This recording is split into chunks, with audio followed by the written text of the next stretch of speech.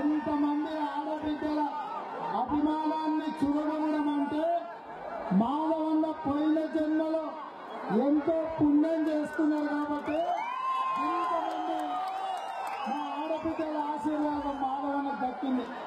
పాత్రికేయ మిత్రులారా, మీరొక్కసారి కెమెరా మొత్తం తిప్పుని దయచేసి మీకు దండం పెడతా. నా మీద గారి కెమెరా నేను ఎప్పుడైనా కనిపిస్తాను కెమెరాలో చూపేయండి. మా ఆడబిడ్డలందరినీ ఒక్కసారి వాళ్ళందరినీ కూడా చూపించి మొత్తం వీడియో తీసి ఫామ్ హౌస్ లో పండుకునే ముందర కేసీఆర్కి ఒక్కసారి చూపి 6 పెగ్గులు పోయి 16 పెగ్గులు వేయాలి. మాధవన్నను ఆశీర్వదించడానికి వస్తే కేసీఆర్ దత్తపుత్రుడు దిక్కులేనైపోయిండు, అనాథైపోయిండు. నర్సంపేట నియోజకవర్గంలో సుదర్శన్ రెడ్డి అన్న అనాథను అంగలాలు దించుకొని బజార్లో తిరగాల్సిందే అని చెప్పి ఈ ఎన్నికలు ఆషామాషి ఎన్నికలు కావు. ఈ ఎన్నికలు ప్రతి 5 ఏళ్లకు వచ్చే ఎన్నికలు కావు. ఈ ఎన్నికలు తెలంగాణ ప్రజల భవిష్యత్తు, మన బతుకును, మన జీవితాలను శాసించి మన జీవితాలను బాగు చేయాలన్నా లేదా మన జీవితాలను బుద్ధిపాలు చేసి బొందల గడ్డలకు తోడాలన్నా నిర్ణయం చేసే ఎన్నికలు.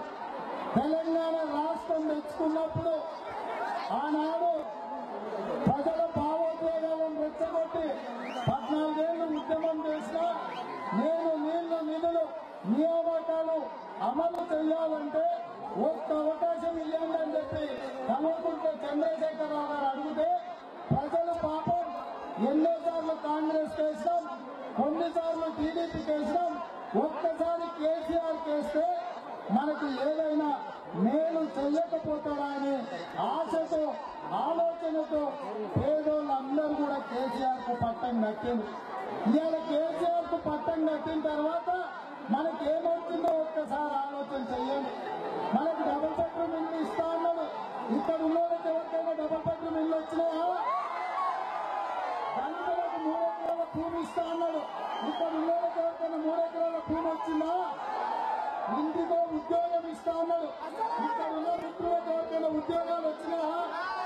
1,00,000 రూపాయలు రైతు రుణమాఫీ చేస్తా అన్నాడు. రైతు రుణమాఫీ జరిగిందా?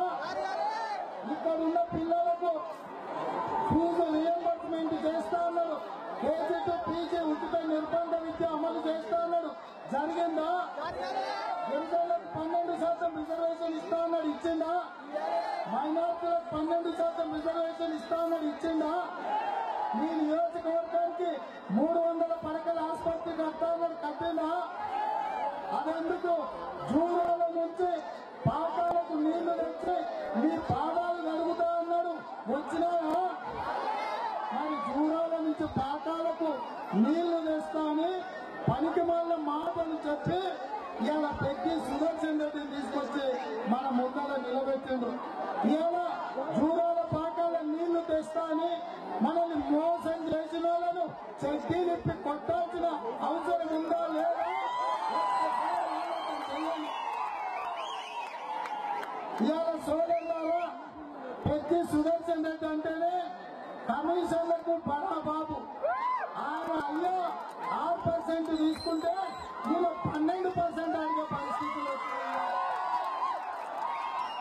ఇక ఆ మధ్య కాలంలోనే పేపర్లో చూసిన చివరికి ఆయన కుటుంబ సభ్యులు బతుకమ్మ సీరియల్ కూడా వదులుతలేదా?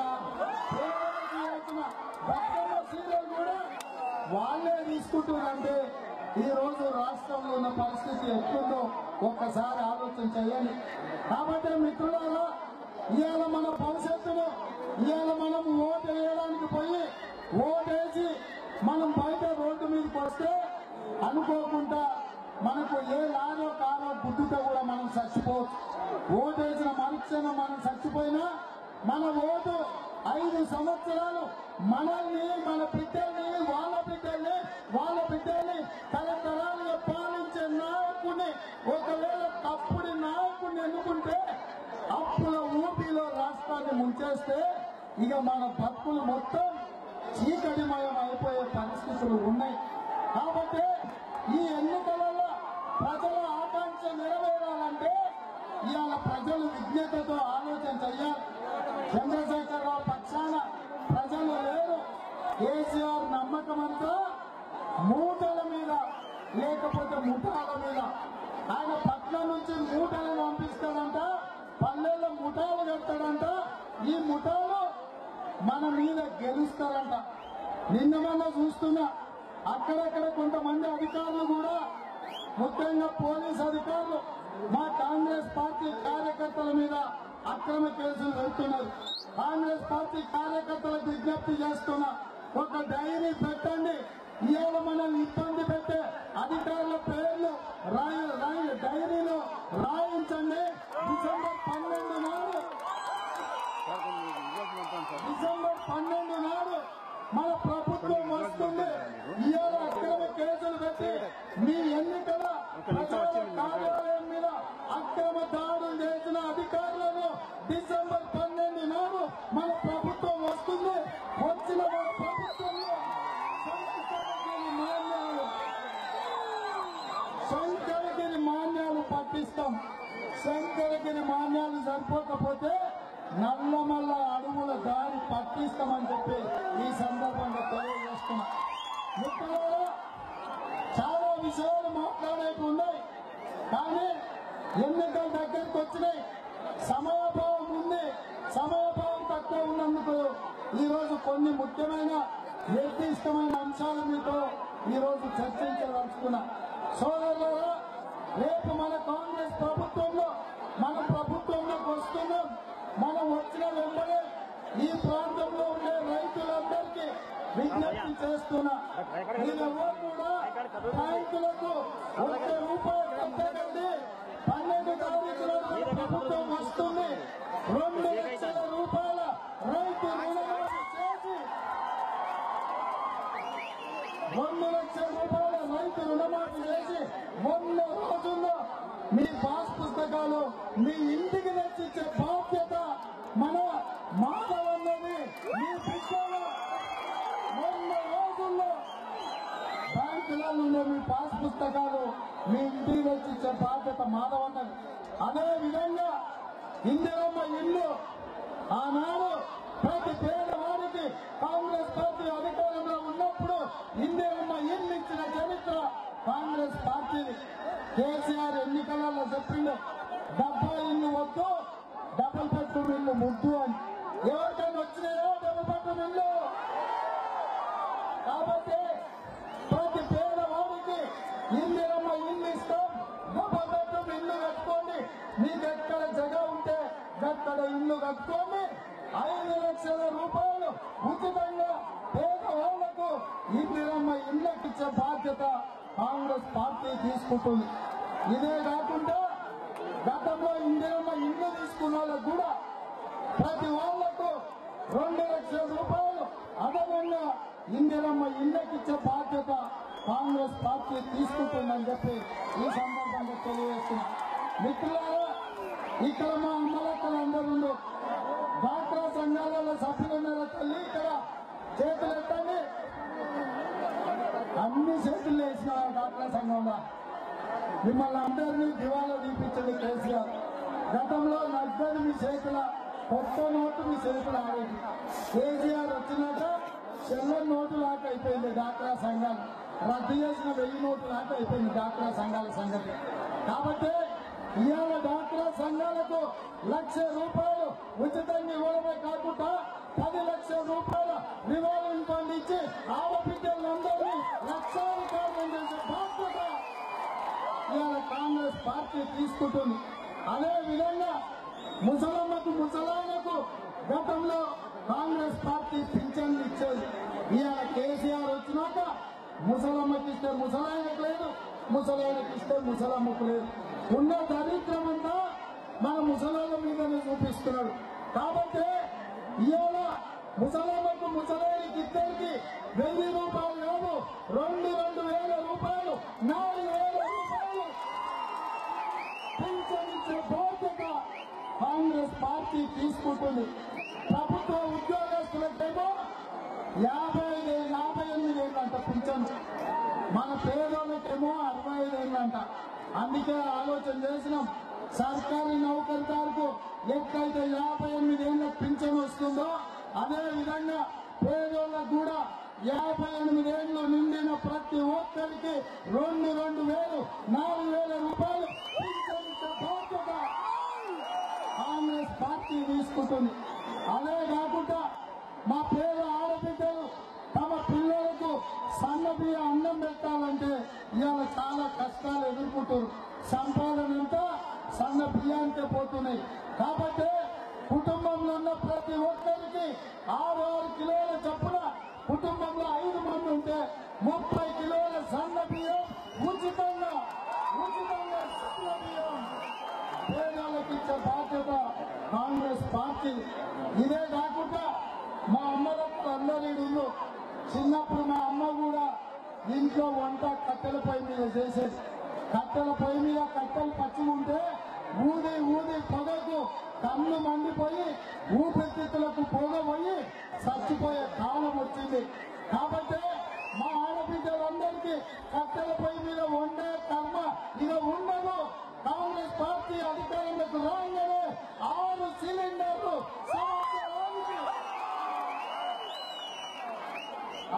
సిలిండర్లు సంవత్సరానికి మా ఆడబిడ్డలకు ఉచితంగా ఇవ్వడానికి ఇవాళ కాంగ్రెస్ పార్టీ నిర్ణయం తీసుకున్నది. 2 గంటలలో వండాల్సిన వంట అరగంటలో వండి పిల్లలను బడికి పంపించి మంచిగా కుర్చీలో కాలు మీద కాలు వేసుకొని ఈటీవీలో మా టీవీలో వచ్చే సీరియల్స్ అన్ని ఈ సమయం అంతా స్వేచ్ఛగా మీరు వాడుకోవచ్చు.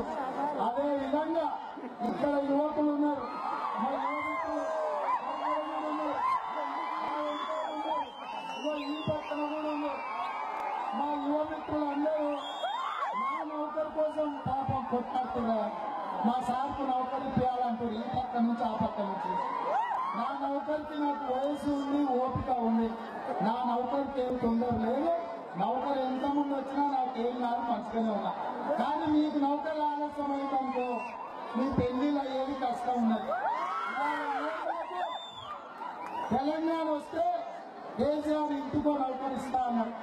ఇళ్ళల్లో అమ్మమ్మలు అందరూ మా పిల్లగానికి నౌకరు వస్తుందని అమ్మలు, మా మమ్మకి మనవరానికి నౌకరు వస్తుందని, ఆడబిడ్డకు నౌకరు వస్తే కట్నం లేకుండా పెళ్లి చేయొచ్చు అనుకున్నారు. మగ పిల్లగానికి నౌకరు వస్తే మంచిగా కట్నం వస్తుంది, మంచి ఇల్లు కట్టుకోవచ్చు అనుకున్నారు.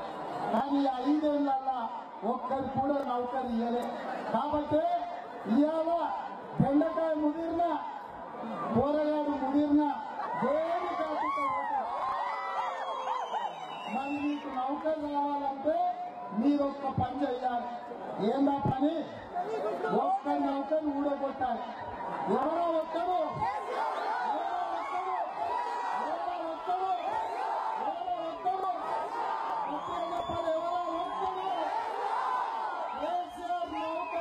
నౌకరు మీరు ఊడగొట్టింది 100 రోజుల్లో 1,00,000 నౌకర్లు ఇచ్చే బాధ్యత.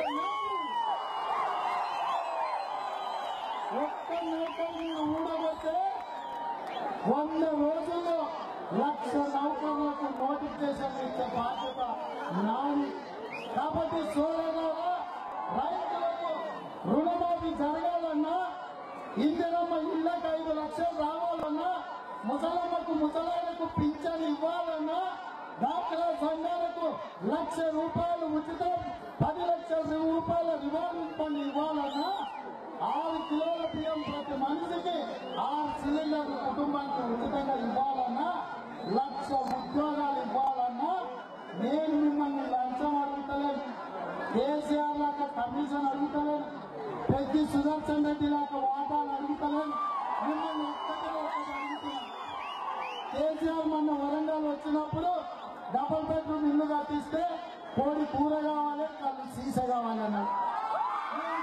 కోడి కూర కళ్ళు సీస కూడా అడుగుతలేనా? మా పెద్దమ్మని కోడి కూర అడుగుతలేను, మా దోస్తులను కళ్ళు సీస అడుగుతలేను. ఏమడుగుతున్నా నేను మిమ్మల్ని? ఏమడుగుతున్నా?